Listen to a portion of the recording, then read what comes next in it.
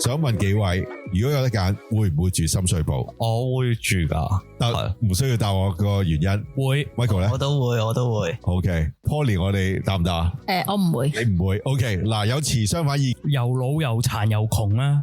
你咧？有少少同 Ricky 相似，但係我覺得咧另一方面咧，就係平靚正咯。唔係想象中咁差，當然都有。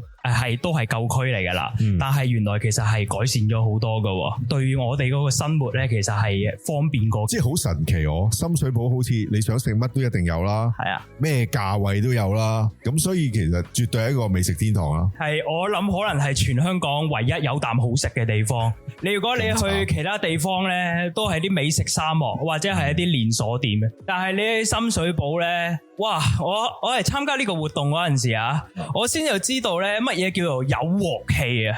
冇得輸嘅，深水埗係冇得輸嘅。我哋睇揀一個社區去住，有冇一啲條件要具備咧？我覺得如果真係第一次出嚟自己住咧，嗰個社區 at least 係除咗方便以外咧，我覺得係大家揾到有選擇嘅，即係學良美同良頭，我嘅選擇都仍然存在。我會諗嘅第一樣嘢係啲咩令到你會諗到獨居呢件事？即係例如我獨居，我係想同屋企人有少少嘅距離啦，有自己嘅空間啦，去到有自己一個天地嘅時候，我諗都係不斷咁學習。但係似乎喺我哋成長裏面，我哋學習唔夠。咁有冇藉住一啲嘅機會、社區資源俾我哋學習呢？咁當然再一次邀請大家，如果有興趣繼續留意住我哋素素青年生活學，因為我哋生活係需要學習嘅。